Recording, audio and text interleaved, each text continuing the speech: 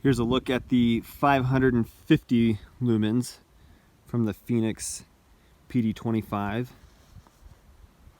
This is impressive. That bush is probably, what, 20 feet from me?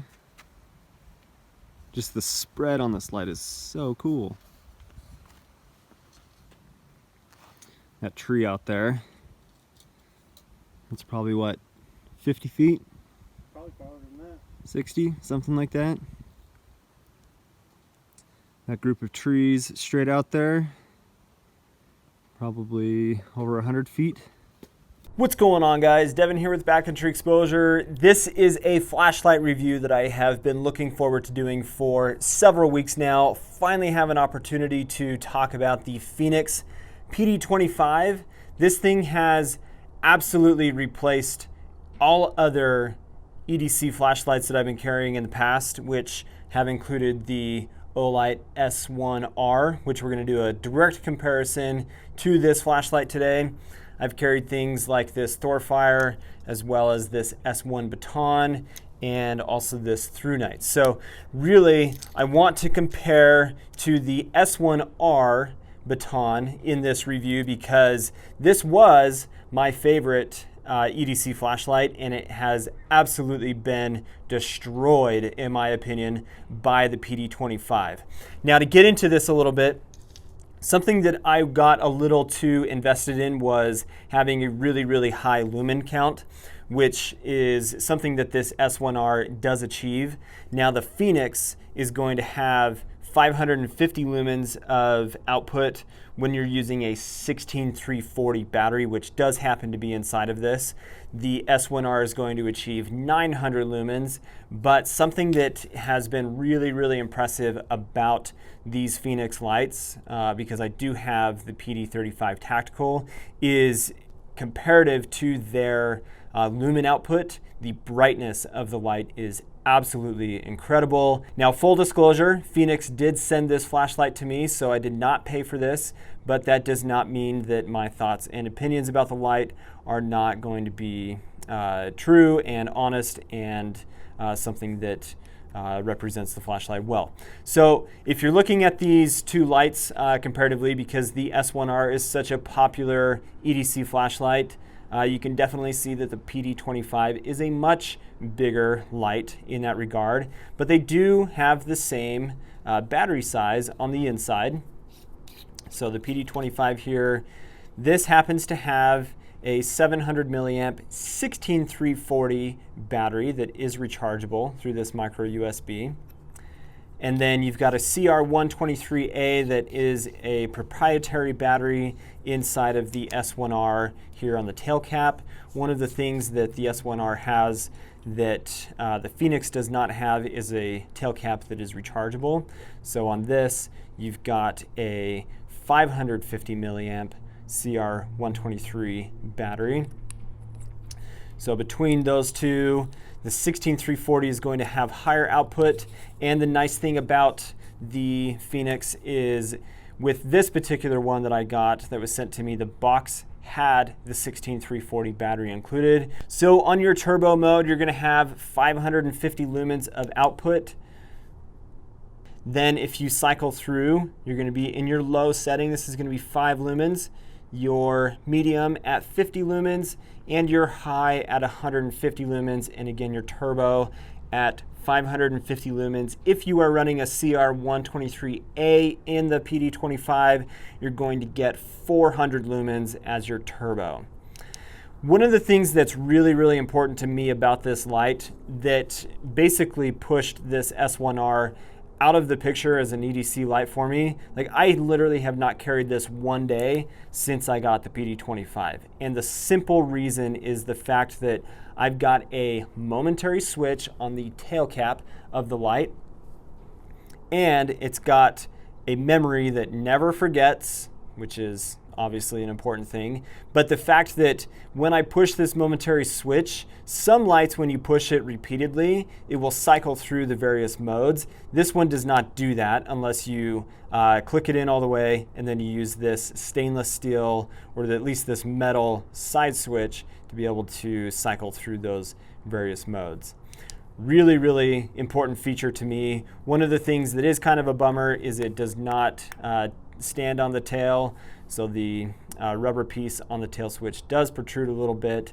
The pocket clip has a nice deep carry to it. It's got a good retention to it as well, and I like the space here that allows for a lot of fabric to be put in there depending on which method of carry you are using this for. The other mode that is available on here is once I click the light on, I do have a strobe option. So if I push and hold this tail cap, the side switch, it will go into a strobe feature.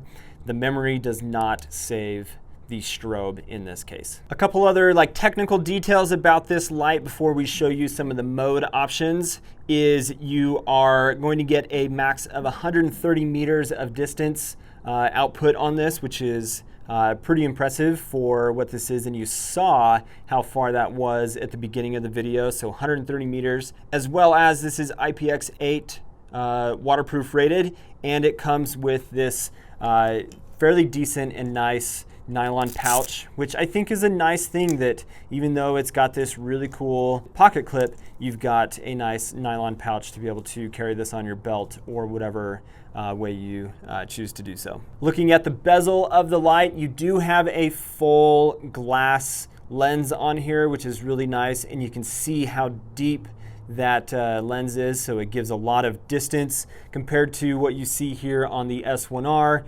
You have way less distance in that lens, and you're going to get more of a flood out of this, and this is going to be more of a spotlight because of how deep that is. Going over your run time here real quick, on your turbo mode, that 550 lumens, which you see here, is going to be 35 minutes, your high at 2.5 hours, and your medium at 7 hours, and your low at 53 hours.